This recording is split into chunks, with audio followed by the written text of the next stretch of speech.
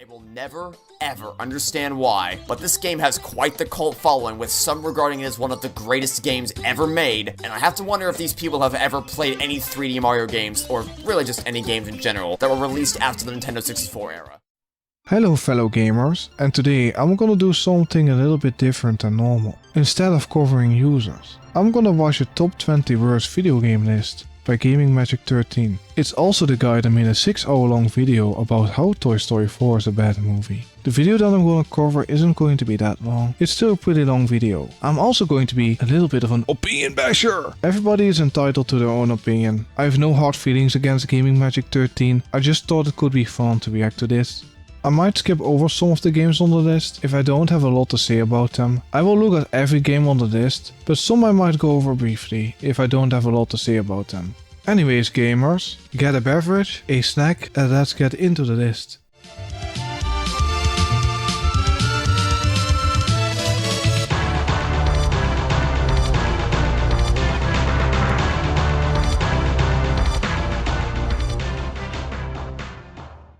About a year ago, I answered a question in my 4,000 subscriber Q&A video that asked, what are your top 10 worst games of all time? And at the time, even though my list was largely off the cuff, I still knew that it was an accurate summation of what I considered to be the absolute dregs of video games. Honestly, I don't even know what my worst video games of all time list would be like. I already see Five Nights at Freddy's. It's a game series that I don't really care about and I think it's pretty overrated. And most of the games aren't very good.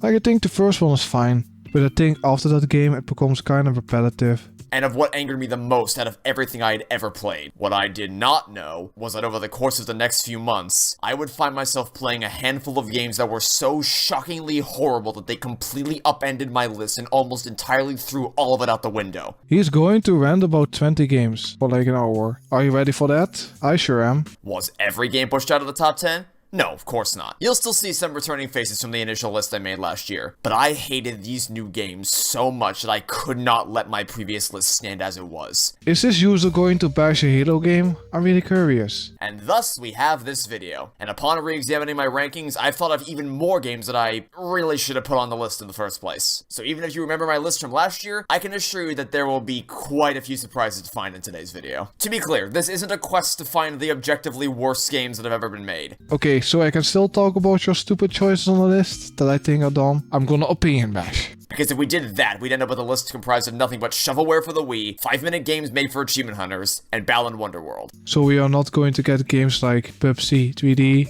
or Hotel Mario. I'm expecting good choices, not the easy targets. Games like that are terrible, truly awful creations that you are very unlikely to find anybody willing to defend. But they don't anger me. I have nothing personal against any of these games, they're just poorly made. But I have a major bone to pick with. Spoilers, he's going to rant about Super Mario 64 later in the video, one of my favorite games of all time. And I'm gonna opinion bash his opinion, because I think it's stupid. Every last game on this list, with some of them almost managing to reach the heights of Toy Story 4 in terms of how utterly insulting they are to me, to their respective franchises, and to the gaming industry as a whole. Toy Story 4 is to this guy what more than Peter Griffin is to Dogs Eating Dog 6. So, without further ado, let's get this show on the road. As a quick disclaimer, I will be limiting myself to only put one game per franchise on this list, because otherwise there'd be absolutely no variety between the games whatsoever. Okay, at least there's some variety on the list. But it's your top 20 worst game list, so why not just add the games that you hate the most? Now then, in spot number 20, we have... Why does this remind me of Bendy and the Ink Machine? Or a poor man's Bendy and the Ink Machine? Oh, come on, that's not fair. This doesn't belong in your list. It was just a quick little game priced at $1 made as marketing for Bendy and the Dark Revival. Dude, you said earlier in the video no shovelware games. And this is a $1 spin-off game from Bendy and the Ink Machine. Like, honestly, I don't think that game is very good. I always thought that game was kinda pretentious, not interesting, overrated. I remember a guy that was really obsessed about that game. He was really annoying. And that is the first thing I think about when I think about Bendy and the Ink Machine. A very cringy and annoying guy being so obsessed about that game. Maybe the game is one of the best games ever.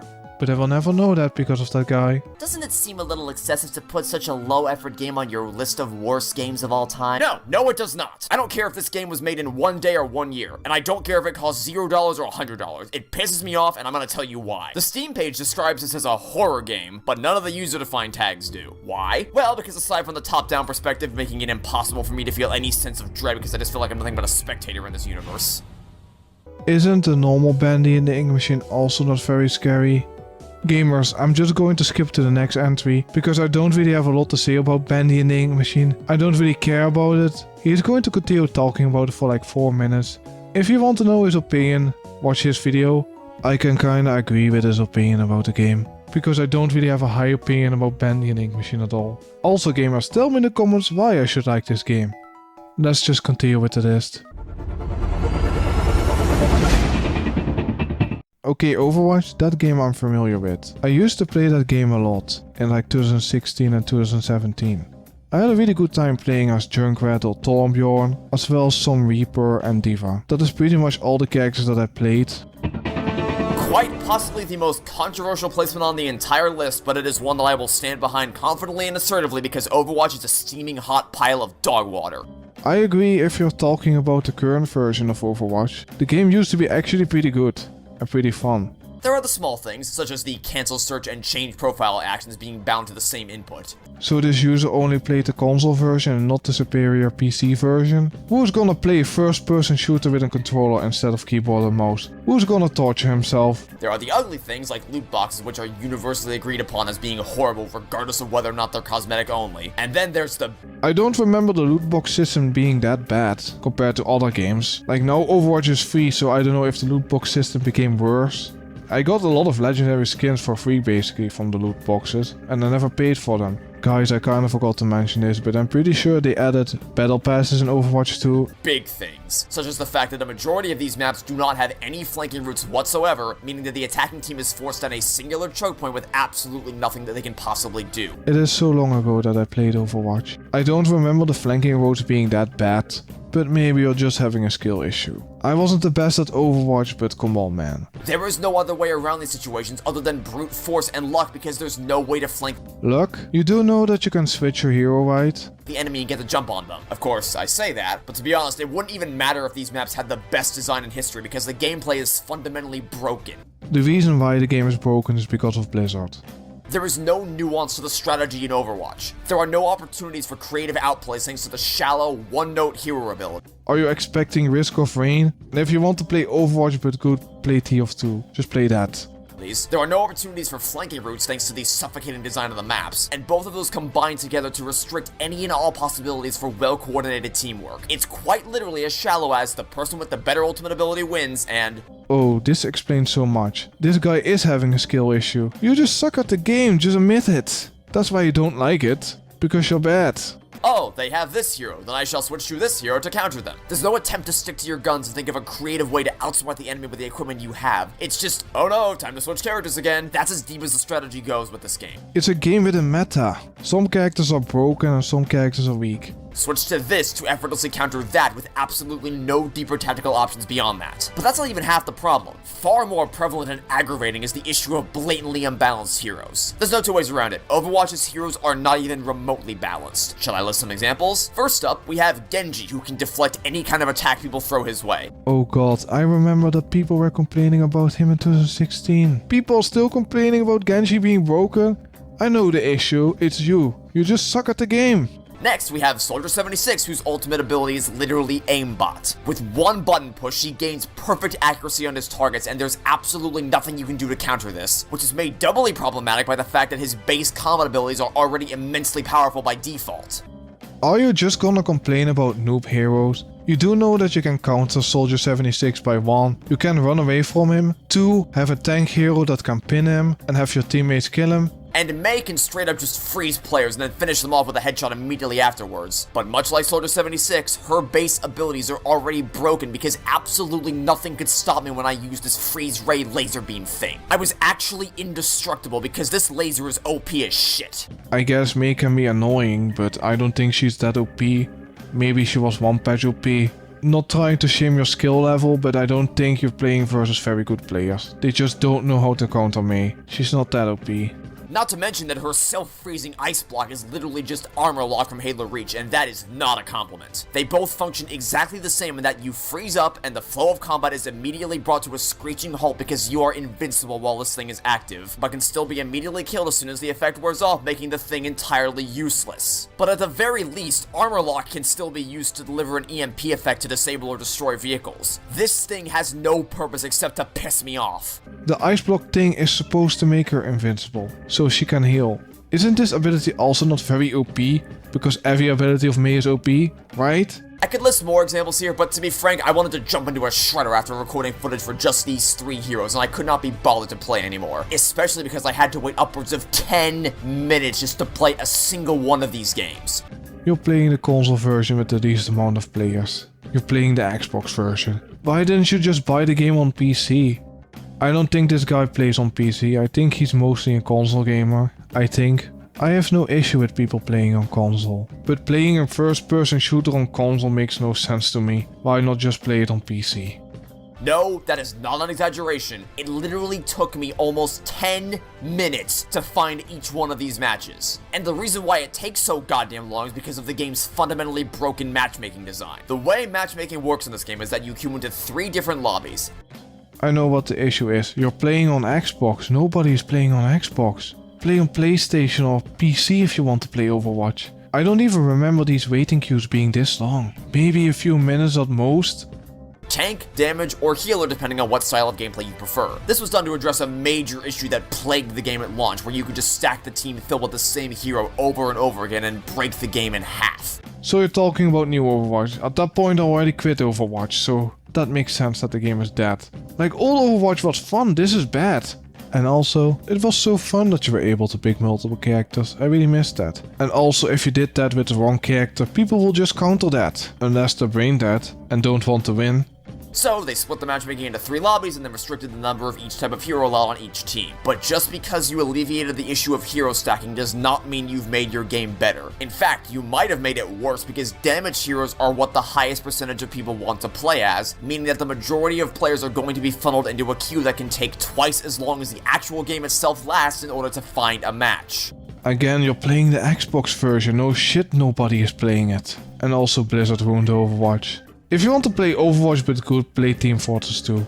And there is no solving this problem because the game fails on both possible solutions. If you allow the players to stack heroes, then you face off against a team of blatantly overpowered characters, in which case you are just fucked. Dude, you do know that Overwatch has balance patches, right? So if a hero's OP, they will just nerf it. And if you're still complaining about it, you're just bad at the game. I'm sorry. And also, yes, Blizzard did kill Overwatch, so just play another game. Overwatch will never be good again. I'm sorry, I just don't have high hopes for Overwatch. Just look what Blizzard is doing with the game now. If you separate players into 3 distinct matchmaking queues based on their preferred playstyle, then you're forced to wait in excessively long queue times due to the nature of splitting up the team for balancing purposes, at which point you just have to hope that someone hasn't already selected your favorite character out of an extremely limited roster. See, that's why old Overwatch is better, even though you said it's bad. Because people will just pick the OP heroes. Just don't play the game if you don't like it. That's why I don't play Overwatch anymore, because it's bad.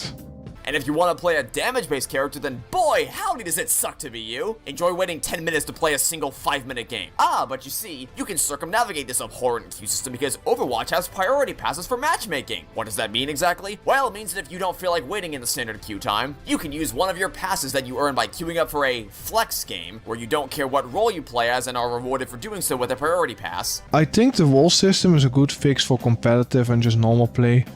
Because it gives everybody a chance to pick the hero and role that they like, instead of 4 people picking the same role, and that the last 2 picks need to pick a tank and support to win the game, because the other teammates don't want to swap. The system works very similar to the system in League of Legends. Which you can then use to get priority treatment and be placed into a shorter queue time. This is absolutely unacceptable. First and foremost, if your queue times are so long that you have to create a fast pass system, then the structure of your game's matchmaking is fundamentally broken and you need to rework it. Yes, Blizzard ruined the game.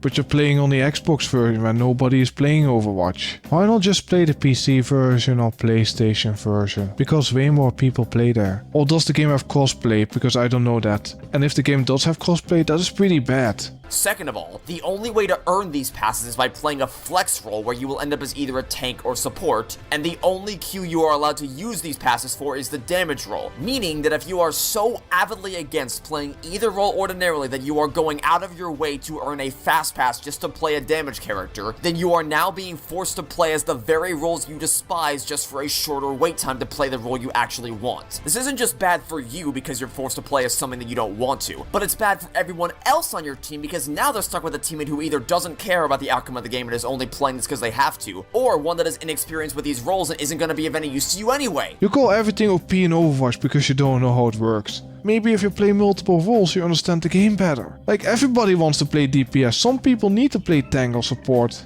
That's how the game works. Jesus Christ. That's not how it works. If everybody is picking DPS, no shit it's gonna take very long. So that's why you need a system like this. And also this game has multiple roles. So everybody has a chance to pick the role that they want or hero. The system is very similar to the one in League of Legends.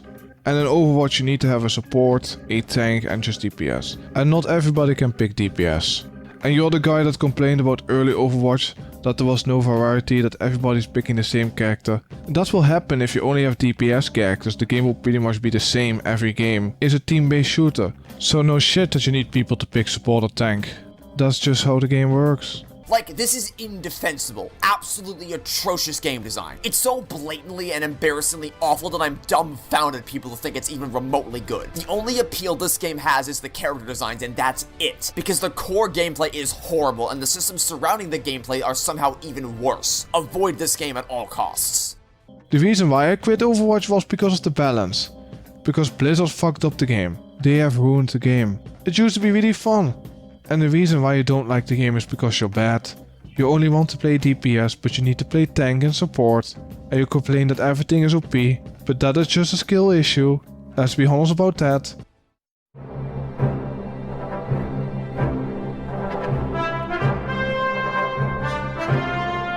Look, I don't want to talk about this one any longer than I have to. I have nothing but pain and horror associated with it. Yes, Indiana Jones. I'm a big fan of the old Indiana Jones movies, and The Last Crusade is my favorite Indiana Jones movie. I have never heard about this game though. The only Indiana Jones games that I have played are the Lego ones. But I will say that it's not on the list for the reasons you may think. Yes, of course they contributed to my decision to never touch it again with a 10-foot pole, but the problems with Indiana Jones and the Emperor's Tomb are much broader than this. Put simply, its controls suck. Platforming is meant to be a core component of the gameplay, but the controls actively discourage jumping around the temples because of how insanely clunky they are and how little control you actually have over Indy's movement. But that... Isn't this game just one of those really bad games that are based on movies? Maybe this user is a very big fan of Indiana Jones, and that's why he hates this game so much. It's the first time for me hearing about it. I'm gonna continue listening a little bit longer. If I don't have a lot to say, I'm just gonna go to the next entry. Pales in comparison to how the game controls once you dive below the water. In order to get out of a body of water, you have to push forward on the control stick to grab onto dry land and pull yourself up. But pushing forward is also what you have to do to dive down to the bottom again. It has shitty controls like a lot of these movie-based games. You know, back in the day there were so many of these shitty movie games. If I remember correctly, there was also like a really bad Shark Tale game. Okay, I don't have a lot more to add to this segment, so I'm gonna go to the next one. He's just gonna continue talking about the shitty controls. And also I'm not very familiar with this game, so I'm just gonna go to the next entry.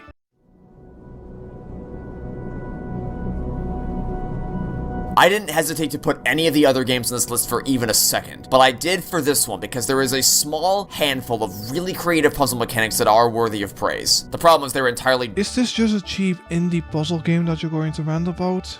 Really? drowned out by the other 95% of the puzzles in The Witness that are complete and utter bullshit. The symmetry mechanics are sorta well communicated, but the problem is that the game does nothing in its tutorial section to teach you that you need to use environmental clues to apply to the line panels. The game conditions you to focus on nothing but the panels themselves. The desert ruins are creative, but again, there is absolutely no indication you need to do some Indiana Jones shit and look at the panels on the exact right angle for the sun to reflect off them. Personally, I don't care about puzzle games, they're just not for me. I don't think this is one of the worst puzzle games ever. Like, if he likes puzzle games, that's fine, but I don't care about them. And also in some puzzles you need to use your brain. And if you can't solve the puzzles yourself, you can just look it up on the internet and find out yourself. I'm just gonna go to the next entry. This is just an indie game that I don't really care about, and I also don't have a lot to say about it, so I'm just gonna go to the next entry.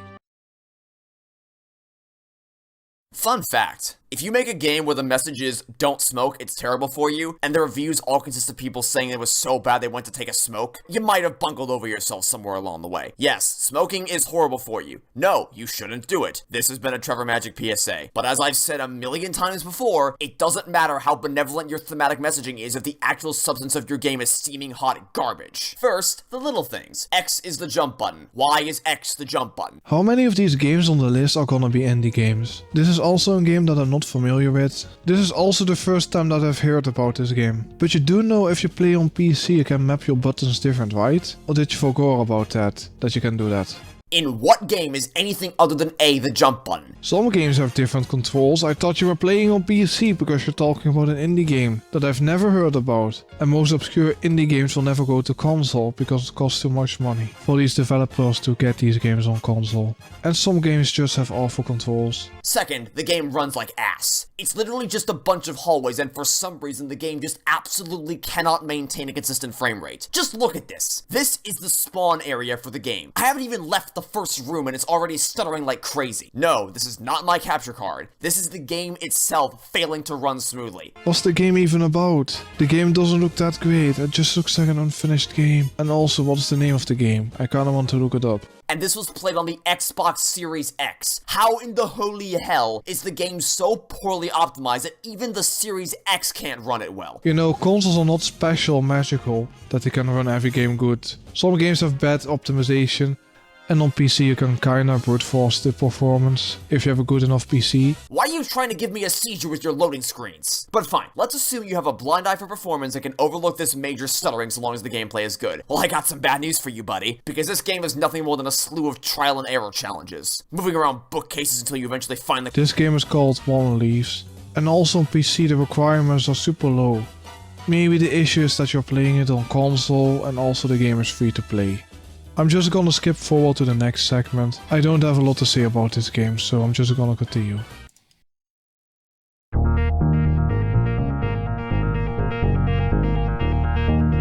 Turns out, dressing up the Bridge Constructor formula with a Portal coat of paint and having GLaDOS deliver lines copy and pasted from the mainline games isn't enough to trick me into thinking the game is actually good. And just so we're clear, I love puzzle games, and Portal 2 specifically is among my favorites of all time. So I have absolutely no compunctions about playing a game that intellectually challenges me. Weren't you complaining earlier in the video about a light puzzle being too cryptic, and now you want to be challenged? Where I draw the line is when the difficulty is no longer generated from logical thinking and puzzle solving, but instead by making micro adjustments to every individual element of the level before ultimately driving yourself insane from the sheer minutiae of it all. This is a different type of puzzle game where you need to make bridges. It also has Portal stuff in it, I guess.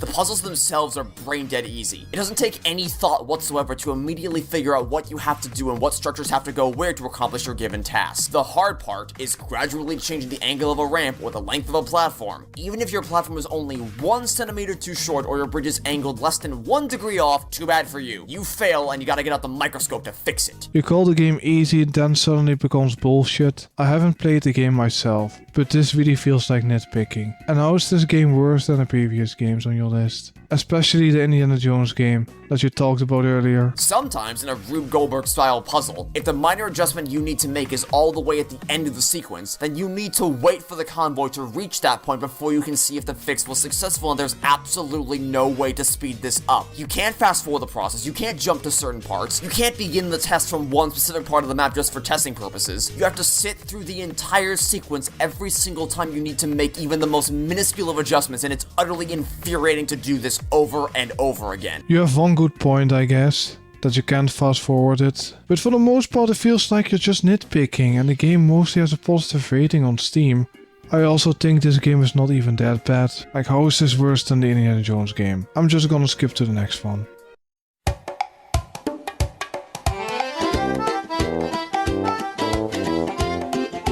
Whoa, you used to be in the top 10. Whatever did I play to make you fall this far?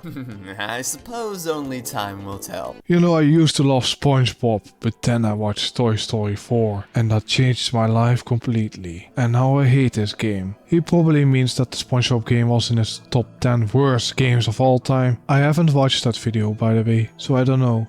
Don't worry though, I still despise this game just as much as I used to. On a purely superficial level, the cutscenes are just lazy, crappy PowerPoint presentations of screenshots from the movie. Like, really? You couldn't even be bothered to play the actual clips from the movie? You just resorted to a slideshow of images that look infinitely worse than the actual footage from the movie and are of bafflingly low visual fidelity? Speaking of lacking visual fidelity, these levels are ugly as hell thanks to washed out and unpolished textures which only stand out more thanks to the horrifically unappealing color palettes. I've heard that the game is pretty good. It's not as good as Battle of Bikini Bottom, of course. Also, fun fact, I looked up what the reason was for why the game didn't use scenes from the movie. The reason is because of Nickelodeon. They feared that it would hurt the sales for the movie. And also, it came out a month before the movie came out. Anyways, also fun fact, the movie came out 20 years ago. I feel old. But it doesn't just look like garbage, it also plays like garbage because despite ostensibly running at 60 FPS, it consistently dips into the single digits whenever anything of substance happens on screen, which is utterly unacceptable for a game of this caliber.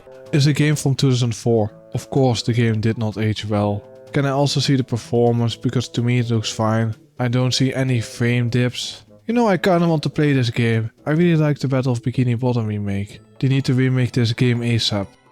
And it still stands to this day as the one and only game I've ever played on the original Xbox that crashed on me. Okay, so the game looks like shit and performs like shit, but what if the frame rate wasn't god-awful? Is the game at least fun to play then? No! No, it's not. Let me tell you why. The levels are linear as all hell with no opportunity for exploration, except for a side area that will warp you out of the level to teleport you to the wacko dimension. There's no sense of seamlessness to the world design. It's a disjointed mess of padded objectives to complete. There's no sense of exploring the depths of a forest or the ins and outs of a city. You're just drawn to random shiny teleportation platforms, which then take you to a random cube land and break your immersion. One of Battle for Bikini Bottom's best attributes is the seamlessness of its world design. It's not similar to Battle of Bikini Bottom at all, because it's a game based on the movie.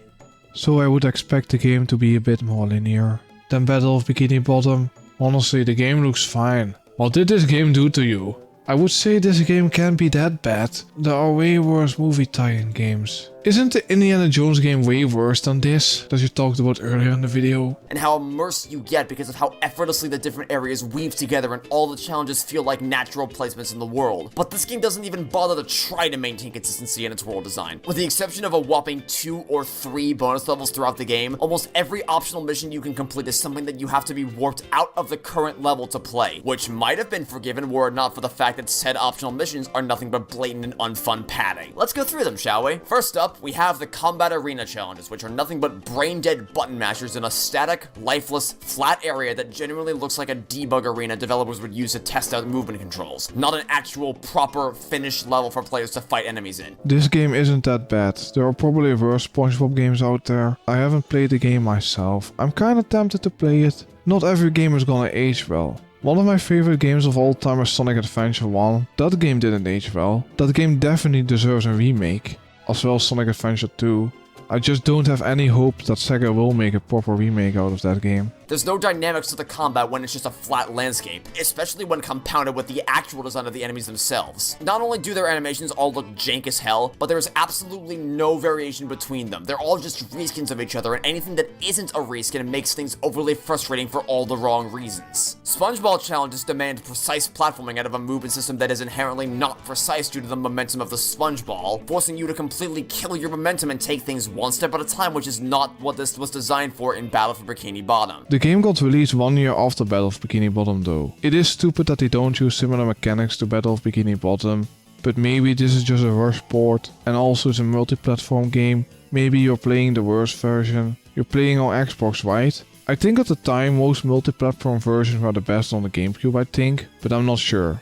Then we have the driving challenges with controls slipperier than an eel dipped in oil. The thing is, these things might have been fun to do once, but you get worn out on them very quickly when this stuff is essentially copied and pasted between every single level of the game. The floating block challenges and sliding sections are genuinely fun, but they kind of start to lose their effect when you're forced to replay these sections 4 times to complete the level, doing increasingly more asinine challenges with each iteration of the repetition. And I don't want to hear about how, well, you don't have to beat the game to 100%, yeah, because that is literally irrelevant. But you don't need to beat every game 100%. I rarely do that. And if I don't like a game, I'm of course not going to do that, because why would I do that? And also, this user is trying to be the angry video game nerd 2.0, I guess. These missions are in the game. They should be fun to play. They don't get a pass just because they're not required to beat the final boss. They are literally optional. I guess this user needs to beat every game 100%, I guess. And also by beating this game, he's proving that this game is one of the worst games ever. But in my personal opinion, is this really one of the worst games that you have ever played? Really? Especially since they can't even be considered as entirely optional because you're still forced to do some of them anyway. Even if you just stick to the main story missions and ignore all the optional side quests, your progress will inevitably be halted by Mindy as she tells you that the plot cannot progress until you find more Goofy Goober tokens, meaning that this stuff is absolutely not optional. Then just do the easy challenges, I guess, if you really want to finish the game as fast as possible. Is it really necessary that you beat this game 100%? This user is the game completer. The thing is, this progression system of preventing your progress until you collect a certain number of collectibles works for an open world game like Battle for Bikini Bottom because there are many different levels you can go to at any given time, there aren't any padded challenges, and there's always at least one level in each section of the open world that has no spatula unlock requirement. But this is a linear game with nowhere else for you to run. If you get blocked by Mindy, you have no other levels to go to. Your only option is to backtrack through stuff you've already played, trudging through lazily copy and pasted challenges. The game is obviously worse than Battle of Bikini Bottom. The backtracking is also not very good, what I've heard, because the levels are so linear compared to Battle of Bikini Bottom. And is the game really that bad? I guess the game has some issues that can make the game worse, but I don't think this game is that bad. I haven't played the game myself obviously, so I can't say anything about it because I haven't played the game. And as the final nail in the coffin, let's talk about the upgrade system. It's not an upgrade system like Halo Infinite where there's cool new abilities you can unlock and then proceed to make even more powerful. Oh god, Halo Infinite. I have played Halo Infinite, and that game really felt repetitive. I wouldn't say that game is bad. I don't play the multiplayer on Halo games, I just play the single player. I didn't pay for Halo Infinite obviously. I got Game Pass for free on a Doritos bag, so that's how I played it. I think the game is meh, it's like average at best. I didn't think the game was that good, to be honest. The only memorable thing about that game was the grappling hook, I think. And that's about it. If you want to play good Halo games, just buy the Master Chief Collection on PC. And you also can mod the games. And play together with your friends. Every super cool new power-up you can unlock is something that was a baseline attribute in Battle for Bikini Bottom. Spin attack, bubble bash, belly flop, and throwing are all things you could do from the outset in that game that you are now forced to unlock for reasons that defy explanation. That is stupid that you need to unlock those abilities, while in the previous game you had them in the beginning of the game. And what's worse, this system either breaks the game or breaks your spirit. You will not break my spirit or mind! You will not destroy my world! If you don't get any of the upgrades, then the game becomes too hard. But if you do get the upgrades, then the game becomes too easy. Patrick's cartwheel ability literally breaks every single one of his combat sections. And why bother being rewarded for exploration with health upgrades hidden around the levels when you can just grind for shiny objects to upgrade it instead? I kinda forgot to mention this, but this is a kids game. Anybody can play this game. It's not only for children. This game is not like Dark Souls. And of course the abilities are going to make the game easier for you. No shit. And Battle of Bikini Bottom was no different at all. The game was maybe a little bit more difficult with some of the challenges, but that's about it. They're both kids games, so they're not supposed to be very difficult. And what pisses me off so much about this game is that it is so clearly trying to capitalize off the accomplishments of its predecessor because the movement and camera are just ripped straight from the Battle for Bikini Bottom engine. I'm pretty sure it's the same studio making this game, so wow, they're reusing some ideas from the previous game, and they are making a completely different game. Not every game needs to be the same thing. I'm gonna go to the next entry because he's just comparing it to Battle of Bikini Bottom. And I don't have a lot more to say about this game, so I'm just gonna continue.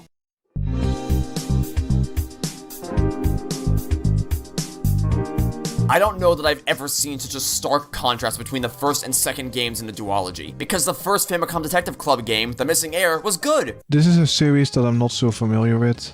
So, what's so bad about this game? Really good, in fact. Not amazing. The gameplay definitely shows its age with having to talk to people again and again, even if you already discussed a given topic with them already, and no clear direction for how to progress in the investigation. On top of the fact that a majority of the game's cast wasn't super fleshed out, but what the game did well, it excelled at. But this quality clearly could not be maintained for the prequel sequel because the girl who stands behind completely flew off the damn rails. We went from a very grounded, well thought out mystery to a completely nonsensical situation that had me cackling uncontrollably at its sheer absurdity by the ending. But perhaps I'm getting a bit ahead of myself, because to even get to that ending...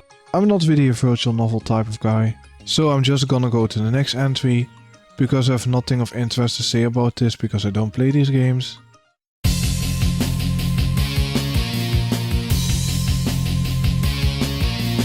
Now it's time to talk about the game that taught me what motion sickness was with absolutely abysmal controls.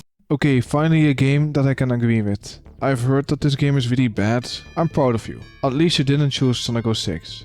For whatever stupid reason, Sonic just keeps running constantly and the game is almost entirely on rails. There is no sense of you, as the player, making your way through the levels of your own volition and through your own control. That's just how the game works. Aren't all these Sonic story games just all the same, how they play? I haven't played any of them because they're kind of bad.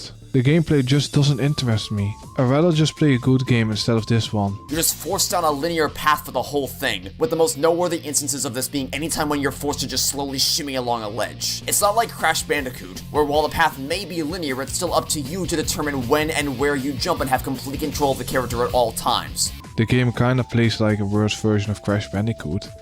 You know, I'm kinda getting in the mood to play that game again, so maybe I can play that on stream sometime. Your only means of slowing down is the brake button, which completely and utterly stops the game dead in its tracks, and any momentum that you previously generated is brought to a screeching halt, which is not at all how a Sonic game's movement mechanic should function. I don't know why Sega changes the movement system in every Sonic game. In Sonic Adventure and Sonic Adventure 2 it works really well. I do like the system in Sonic Frontiers, but for me the game was kinda meh. It was alright, but I don't think it's the best game ever. It's still a very big improvement over Sonic Forces though. And it's the same thing with jumping. There is no momentum with jumping. You just launch yourself straight up and then cannot move mid-air until you flick the Wii Remote downward, which is emblematic of the overarching problem with this game. The movement is 100% bound to the motion controls. I really hate the Wii's motion controls. I never liked them, even when they worked. Which can work. Motion controls are not inherently awful, and talented developers can use them in creative and engaging ways that don't feel frustrating or restrictive. Super Mario Galaxy makes great use of motion controls. I really hated that ball thing in Super Mario Galaxy. That was not great, I really hated that. I don't know if it was motion controls or just tilt, but I think it had to do with motion controls. And need I even reference Wii Sports? Okay, Wii Sports is actually one of the only games that I can say that the motion controls work pretty good. Or at least they weren't annoying to me. But not when every single thing in the game revolves around the motion controls. I sure hope you don't miss any rings or anything, because you can't turn the camera to see what's behind you as you walk backwards to get them, so you might run into obstacles along the way, and the only means for walking backwards is to tilt the Wii Remote backward. Okay user, you have a point. This game is shit. Let's go to number 11. A game that should be used in universities to teach students how to completely waste all the potential of your initial prototype alpha. The original alpha of this game was such a simple premise, and yet it was super effective. I have heard about this game. I'm not really familiar with Hello Neighbor. I have never played it myself. I've heard that the game was okay at the beginning, and every update just ruined the game more and more. Correct me down in the comments if you want, because I'm not familiar with this game at all. You have to try to figure out a way to infiltrate your neighbor's house and break into the basement to discover the secrets waiting below. But the neighbor was very perceptive and always listening, paying attention to your methods of entry and movements throughout the house, and using that information to prepare for your next attempt by laying traps and figuring out the paths to cut you off. Was it amazing? No, the house was very simplistic and needed a lot of improvements in order to justify a full-length game. But it was overall still a strong alpha, and it showed the potential of what Hello Neighbor could be with its innovative AI and infiltration mechanics. Making a list of your least favorite games can be difficult. I don't know what my top 20 worst games list will be like. How many of these games are gonna be indie games? It really feels like that half of the list will be indie games. Yet all of that promise and potential has been flushed down the toilet. The AI is no longer threatening because he's dumb as a bag of rocks. He's not a danger because he's smart, he's a danger because he's broken. He just blatantly cheats. let's just continue because I'm at 10% losing my insanity. 10%. When that percent goes down, I'm gonna lose my insanity completely. Thanks, Steve. This is not role playing. This is not a game. No, this is serious. The perfect game to prove that just because something was revolutionary when it came out, that does not necessarily mean the game has aged well at all. I will never, how is Super Mario 64 one of the worst games ever? Holy shit, I'm gonna lose it. ever understand why, but this game has quite the cult following, with some regarding it as one of the greatest games ever made. It's not really surprising that this game has a cult following. It's one of the best games ever made. I played the DS version as a kid, and later the N64 version. The levels alone in Super Mario 64 are so memorable. Bomb On Battlefield, Jolly Roger Bay, Womb Fortress, you name it. It's also one of my favorite games of all time. And I have to wonder if these people have ever played any 3D Mario games, or really just any games in general, that were released after the Nintendo 64 era. Don't tell me that you hate Super Mario Sunshine 2. You don't like Peak Mario? Mario Galaxy is fine, but not as good as Super Mario 64 Sunshine. Yes, when the game came out, it was one of the first games of this scale to ever be made in 3D, so things like free camera control were seen as revolutionary. But some games that are revolutionary still hold up over 20 years later, and in fact, outstrip many AAA games released nowadays. Wasn't Halo Infinite one of your favorite games of all time? It is fine if you don't like Super Mario 64, but you're talking about Super Mario 64 if that game didn't do anything special at all. When that game came out, it must be insane to play it back then. I wasn't even born when Super Mario 64 came out for the N64. But others, like Super Mario 64, have nothing to write on other than its initial groundbreaking success, because trying to play this game nowadays is only pain. You have nothing positive to say about Super Mario 64? I don't believe that. The N64 controller is a very awkward controller to use, but eventually you get used to it. I would recommend to emulate the game and just use a different controller. The controls are unbearably stiff and unforgiving, because you're only allowed to make major changes in the direction you're moving. No minor adjustments in your positioning are allowed, which becomes real frustrating real fast considering some of the jumps in this game. The camera is very similar in that it only progresses in stages. You don't have total control, you are only allowed to turn it to an extreme degree, and no minor adjustments are allowed. You're just nitpicking, I don't care if I get shit for this. But this is one of the first games that had good camera control and good controls in a 2D platformer. You might as well just change Super Mario 64 to Bubsy 3D. That game is legitimately bad. These sudden jerky movements are extremely jarring and actually nauseating to look at, especially in these types of tight corridors or slides, and it certainly doesn't help that the camera clips in and out of objects and that you are literally not allowed to turn it in certain directions and have to rotate it the long way around to get the angle you want. Just lock the camera, I think that will solve the issue for you. But it's not even just the core mechanics. The actual mission design is garbage, from racing against competitors that are slow as dirt and being forced to wait the entire duration of their run before you can get the star. I think the mission design in this game is pretty well done. You can do some stars in different orders. It is annoying that you need to wait on Koopa when you do the race. Trial and error treasure chest challenges, slide sections with abysmal handling. The game is just a slog to get through, and if you told me I'd have to 100% Super Mario 64 or Sunshine, I'd seriously have to think about it. No, I'm just asking, how is this worse than a SpongeBob game that you put earlier on the list? This doesn't make any sense at all. And in case you're wondering why 64 is here instead of Sunshine when I have very little positive to say about that game, it's simple. Sunshine has a pretty solid first half and decent controls. Super Mario 64 has neither, and you will never ever get me to play this game to completion no matter what. Super Mario 3D All-Stars is a collection of one amazing game, one subpar game, and one indefensible dumpster fire. Holy shit, this is one of the most regarded opinions that I have ever heard. How can Super Mario Galaxy be better than Sunshine, and especially 64? Holy shit. If there was ever a game to teach the lesson of less is more, I never would have thought it'd be Rainbow Six Siege. Yet, here we are. The developer's commitment to eventually reach 100 operators is digging this game's grave. Oh, Rainbow Six Siege. I've played this game once. I didn't really like it much. It's just not for me. So I'm kinda curious, why is this game bad? It's obviously a Ubisoft game, so you know it's gonna be a good game, and totally not shit at all. It used to be about strategy, teamwork, and map control, but now it's just a competition to see which developers can come up with the wackiest new gameplay mechanic, because they have to keep adding new operators in order to keep people coming back. That's the appeal of this game. What zany new gimmick are they gonna introduce next season? Online games need change, otherwise the players are gonna leave. It will become boring and stale. I don't play this game. Maybe they fucked up the game just as bad as Blizzard did with Overwatch. Anyways, Let's go to the next one. Oh, right, only one game per series allowed on the list. Black Ops 3 it is! Oh, Call of Duty. What's next? Fortnite?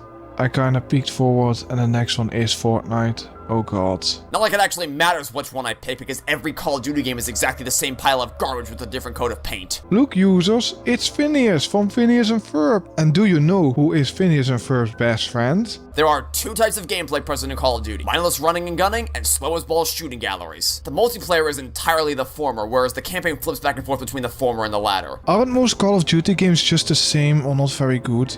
Or at least most of the modern ones, because back in the day they were pretty good. I really don't care much about Call of Duty nowadays. The games are at least better than FIFA, I think. Let's just go to Fortnite, because I don't have a lot to say about this. Let's continue.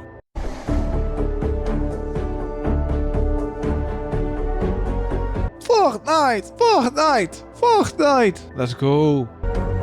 What? The previous second place holder has fallen all the way down to 7th place? How could this have happened? Oh, you'll see. Now, for this one, I need to take you on a journey. I need to bring you along for an adventure detailing everything I went through along my path to record footage for Fortnite. So I booted up the game for the first time since I recorded footage for it last year and was met with psychedelic visuals for a loading screen, which is already a bit of a weird start, but any confusion that I felt during the loading screens was immediately outmatched by this. I thought I knew what I signed up for when I decided to record Fortnite footage, but evidently not, because I hadn't even gotten to the main menu yet before I was confused out of my mind. Apparently there's some stupid prologue you're forced to play through before you can even get to the main gameplay.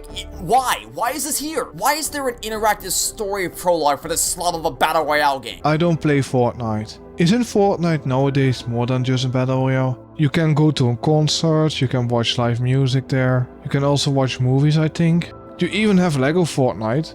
And why is there no skip option for people who don't care about it? Since when is Fortnite trying to take itself seriously with a story? Alright, so we're finally done with the prologue. Now it's time to actually play the game. Nope! Buy the battle pass, you stupid fuck! It has microtransactions and is a free-to-play game, no shit. I'm pretty sure you can play the game without the need to buy the battle pass. Users, can I go to the next one? I really don't like Fortnite or care about it. Can I continue, please?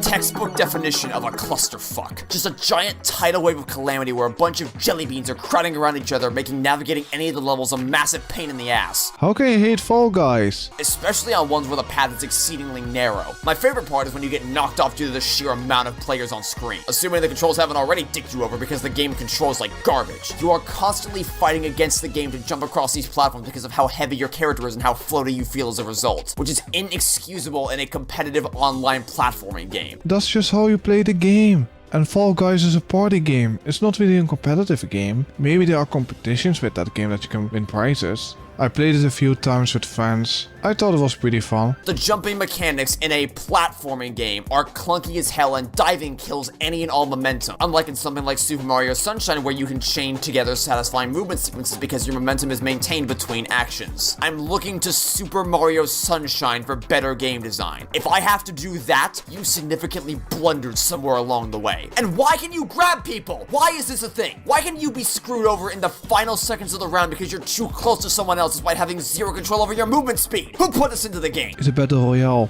party game with platforming. They made it as casual as possible. The game doesn't control like Mario because it's not a Mario game.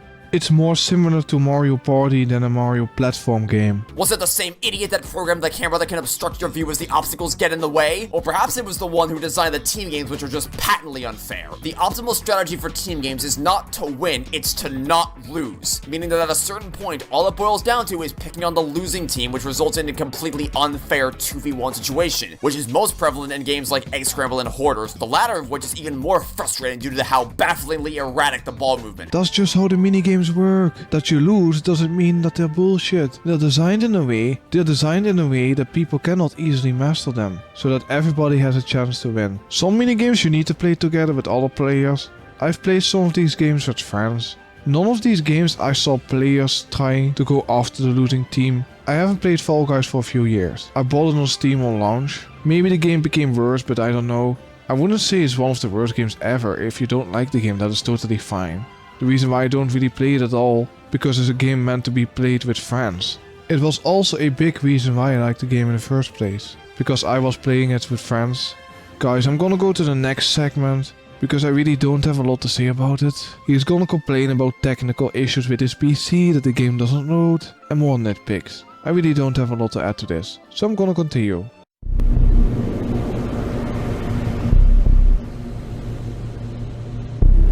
I really don't know why I didn't include this game on the list the first time around. Oh, the haha funny game Among Us. I have played this game once, but why do you hate this game? Are you a sussy user? But in hindsight, I'm glad I waited because oh boy has Among Us somehow gotten even worse over the course of the past year. Let's get something straight right out of the gate. I don't want to hear about how it's fun if you play with the right group of people, because if you tell me that, then you're only further highlighting the issue. The quality of your experience in this game is 100% dependent on other people being smart. But the problem is that other people are brain dead, and that makes the experience insufferable because it's not a battle of deception to outwit the others and see if you can identify logical contradictions and pursue the truth. It's a bunch of mindless sheep following the flock to vote for the most hated person of the round. It's a game that's only really fun to play with friends, not really with strangers. Don't believe me? Well, let's take a look at some examples, shall we? First up, we have the most common trend among people who play this game. One person says, this color is suspicious, or it's this color, and then everyone else immediately votes for that person without any sense of logical reasoning whatsoever. Green did nothing wrong here. He just committed the unforgivable crime of existing in an Among Us game, and thus someone randomly said he was suspicious and was therefore ejected for. Welcome to Among Us, the game where it's only fun when you're playing with friends.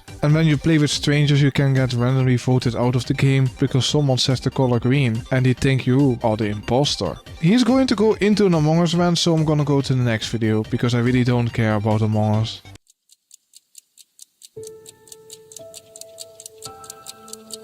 The least conclusive conclusion to a story ever written. It's another game that I don't know. Is this also a visual novel type of game? Visually, the character models and graphics were repulsive to look at. The animations were stiff, unfinished, and comical in some instances. And as far as the gameplay is concerned, some puzzle rooms were admittedly decent, but the majority of them were either too easy or too esoteric and could only be solved by the game explicitly telling you what to do. Also, the newly introduced ability to look around in any direction you want is nullified by the absurdly narrow FOV. But all of that pales in comparison to how this game handles its plot and characters. I really don't care about these type of games at all. Maybe he has some good points. I also want this video to be finished on time, so I'm gonna go to the next one.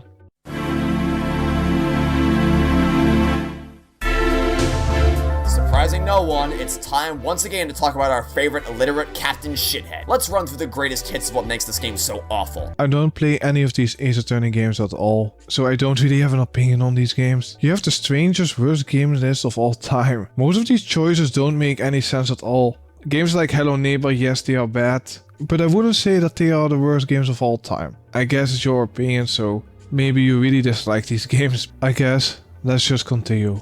I really struggled to decide which game would earn this spot. As a reminder, I've imposed a rule that I'm only allowed to have one game per series on this list, and to be frank, that rule was imposed specifically so that we wouldn't end up talking about 3 Danganronpa games in a row, because let's be clear, they'd all be up here in the top 5 otherwise. Another visual novel game. Isn't Danganronpa pretty good, what I've heard? And this is one of the worst games ever. Let's just go to number 1.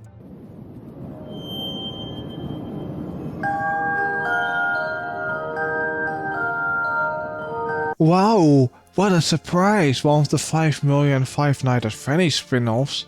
Never in a million years could I have ever predicted that the series would fall this far. Admittedly, I did have concerns about Sealwolf's ability to carry the FNAF franchise into the future. They crafted an incredible tribute to the series in Help Wanted with faithfully recreated VR versions of the original games, as well as unique one-off minigames in both the base game and Curse of Dreadbear DLC. But the operative part of that sentence is one-off. Help Wanted is an incredible tribute and a whole lot of fun to play, but it is, at its core, a collection of minigames. I'm not really a big fan of Five Nights at Freddy's. I've played the first one a little bit, and the VR one a little bit, and that's about it. I didn't really like the games that much. I didn't find them that scary, it's just not for me. I do think that after the first one the games just became worse and worse. I think for one game it works pretty well, but the series just got milked to death. Even though plenty of them were original Steelwool creations, that doesn't change the fact that they were still nothing more than one-off, 5-minute adventures at maximum. The team had absolutely no experience crafting a full-fledged original FNAF game, and especially not something this insanely ambitious. And yet, even with all my concerns, I was still more than willing to go into this new game with an open mind to see just what the studio was cooking up given how much they killed it with Help Wanted. But my faith could not have been more horrifically misplaced, because Five Nights at Freddy's Security Breach was so much worse than anything I ever could have possibly imagined. First of all, the AI blatantly cheats. There's no sense of consistency with their movement and the layout of the pizza place because it doesn't matter. They're just gonna teleport around anyway, and sometimes they'll even do it right in front of you. Technologically speaking, the game runs like complete garbage and for no justifiable reason given how absolutely horrific and choppy the animations and visuals are. Didn't the guy that made the OG Five Nights at Freddy's sold it? I'm not really up to date with the Five Nights at Freddy's lore and stuff like that, or what happened to the franchise. Also, you're playing on console, maybe you need to play it on PC. I don't know how bad the performance is on PC or console, because I haven't played this game. Sometimes at the expense of your success. Speaking of which, there's no reason to even have doors in this place at all because everything is capable of raising all the metal shutters, and the standard doors will just randomly disappear and let the animatronics romp on through, assuming they can't just magically open them up anyway. A majority of the gameplay mechanics are blatantly broken and unfair. The saving and checkpoint system is horrendous when compounded with the AI that literally cheats the game to kill you. Assuming you haven't already been softlocked or fallen through the geometry of the map or had your save file corrupted or just had your game constantly crash anyway because fuck it, why not? Okay, this sounds like a legit terrible game. Holy shit, that's not acceptable at all. And that's just a few of so many other problems with this game, both in terms of its gameplay and presentation. But if that was all that was wrong, I honestly might have been able to brush it off and hope that one day, in the far future, the stuff gets heavily retuned, rebalanced, and fixed with a patch. But it's not. Don't buy games day one, especially from AAA developers.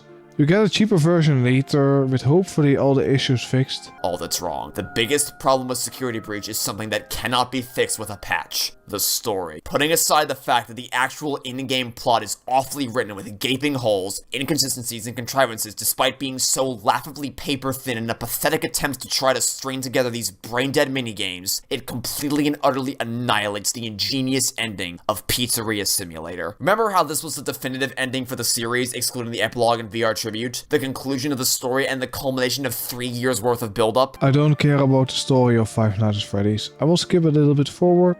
It angered me so much because of its gameplay, performance, and storytelling that it will be getting an entire video dedicated to breaking down just how much it destroyed this series beyond any hope of salvation. So hold on tight everybody, because I'm going to rip this game to shreds.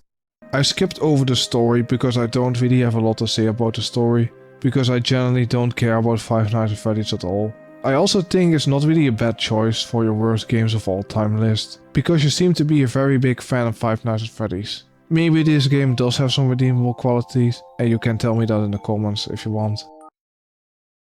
And thus concludes my list of the top 20 worst games I have ever played, updated as of 2022. Now all we can do is hope that this year won't provide me with even more games that will fundamentally shatter this list even more than 2021 did. Please, please don't let this year give me more soul-crushing video games. My heart can't take this anymore. Thanks for watching, everyone. Users, I'm done now with the list. So what are some of my final thoughts? I think a lot of these choices don't make any sense at all. Raven Skeleton, what is your top 20 worst games of all time list? I actually don't know. I don't really think that deeply about things that I like or not like. There are some actual good choices like the Indiana Jones game that showed up way too high on the list. How is Super Mario 64 and the SpongeBob game so much worse than the Indiana Jones game? Those two games shouldn't even be on the list at all. And also Gaming Magic is entitled to his own opinion. This is his most hated games list, like Dogs Eating Dog 6 would say. Finally, I get to talk about my hated Family Guy character of all time. If you want to tell me your most hated games of all, please tell them down in the comments. I would love to read them. An opinion badge of course. The next video will be about a user that I haven't covered for quite a while. Thank you so much for watching this video. I also want to say personally, thank you so much for helping me reach 1000 subscribers. It really means a lot to me that you guys are enjoying the content. Last Saturday was a blast and I didn't lose my insanity. Thank you so much for coming. If you were on the stream you know. Like if you liked this video. Comment your top 20 worst video games of all. Is an order user. Subscribe if you want to see more stuff like this. And most importantly, I hope you all have a great day. and I'll see you next time. Bye.